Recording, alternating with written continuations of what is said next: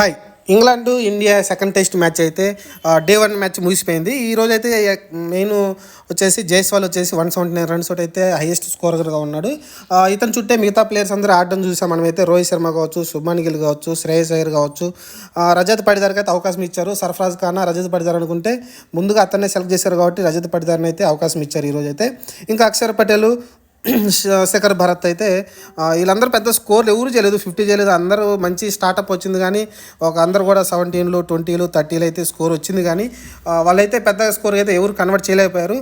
ఒక big partnership వచ్చేసి మనకి ఎక్కువగా శ్రేయస్ అయ్యర్ అలానే జైస్వాల్ దగ్గర అయితే మంచి పార్ట్నర్షిప్ వచ్చింది, 90 పార్ట్నర్షిప్ అయితే. మళ్ళీ రోహిత్ శర్మ అలానే జైస్వాల్ మధ్యలో కూడా ఒక 40 పార్ట్నర్షిప్, అలానే శుభ్మన్ గిల్ జైస్వాల్ దగ్గర ఒక 40 పార్ట్నర్షిప్. అన్ని చిన్న చిన్న పార్ట్నర్షిప్లే. ఒక బిగ్ పార్ట్నర్షిప్ ఏంటంటే శ్రేయస్ అయ్యర్ జైస్వాల్ మధ్య, అలానే రజత్ పటిదార్ మధ్య కూడా ఒక చిన్న పార్ట్నర్షిప్ అయితే రావడం చూసాం మనమైతే. ఓవరాల్గా అయితే రజత్ పటిదార్ అవుట్ అవడం అన్ఫార్చునేట్లీ మంచి అలా డెబ్యూ చేశాడు. మంచిగా ఆడుతూ ఉన్నాడు, మంచి టచ్ అయితే మంచి సాలిడ్గా అయితే డిఫెన్స్ కూడా ఉంది అతని దగ్గర అయితే.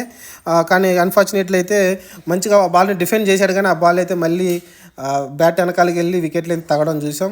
అది అన్ఫార్చునేట్లీ జరిగింది. అలానే రోహిత్ శర్మ కూడా ఒక లెగ్ సైడ్ వెళ్ళే బాల్ని అయితే స్లైట్గా ఎడ్జ్ తగిలి వెనకాల మంచి ప్లాన్ చేశారు. ఎడ్జ్ ఈజీగా అయితే క్యాచ్ అయితే పడడం చూసాం స్లిప్లో అయితే, లెగ్ సైడ్ స్లిప్లో అయితే. ఇది ఓవరాల్గా ఇంకా మొదటి రోజు ఇండియాది అనుకోవచ్చు, ఎందుకంటే 336 పరుగులు చేశారు, 6 వికెట్లు కోల్పోయారు. కానీ లాస్ట్లో ఒక 13 ఓవర్లో భరత్, అక్షర్ పటేల్ అవుట్ అయ్యారు. కానీ కొంచెం వికెట్ పడకుండా కాపాడుకుని ఉంటే బాగుండేది. కానీ అక్షర్ పటేల్, భరత్ అవుట్ అవడంతో అయితే కొంచెం ఇంగ్లాండ్ పై చేయిలోకి వచ్చింది అనుకోవచ్చు. ఇంకెందుకంటే నెక్స్ట్ బ్యాట్స్మెన్ ఎవరు లేరు, కుల్దీప్ యాదవ్, జస్ప్రీత్ బుమ్రా, ముఖేష్ ముగ్గురు కూడా మెయిన్ వాళ్ళదైతే బ్యాటింగ్ అయితే వాళ్ళ దగ్గర ఆశించేది ఏమి ఉండదు. ఒక అశ్విన్ మాత్రం బ్యాటింగ్ ఆశించవచ్చు. రేపు అశ్విన్, జైస్వాల్ వీళ్ళిద్దరి మధ్య భాగస్వామ్యం మరి ఎలా ఉంటుందో చూడాలి.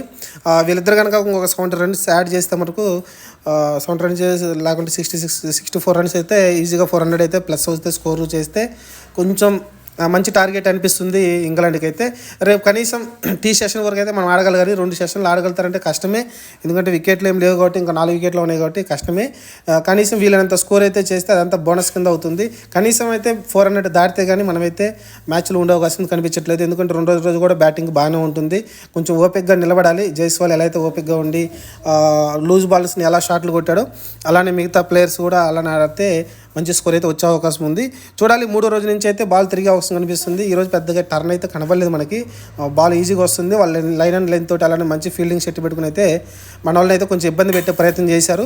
కానీ జైస్వాల్ అయితే లూజ్ బాల్ని ఈజీగా అయితే బౌండరీ 6లు ధరించాడు. అలానే సెంచరీ దగ్గర కూడా 6 కొట్టి సెహ్వాగ్ టైప్లో అయితే సెంచరీ అయితే పూర్తి చేసుకున్నాడు. ఓవరాల్గా అయితే 179 రన్స్ చేశాడు. ఇంకా క్రిజ్లో ఉన్నాడు. 17 4లు 5 6లతో అయితే ఈరోజు అతనే హీరోగా నిలిచాడు. వీడియో నచ్చితే ఛానల్ సబ్స్క్రైబ్ చేయండి, లైక్ చేయండి, షేర్ చేయండి. Thank you.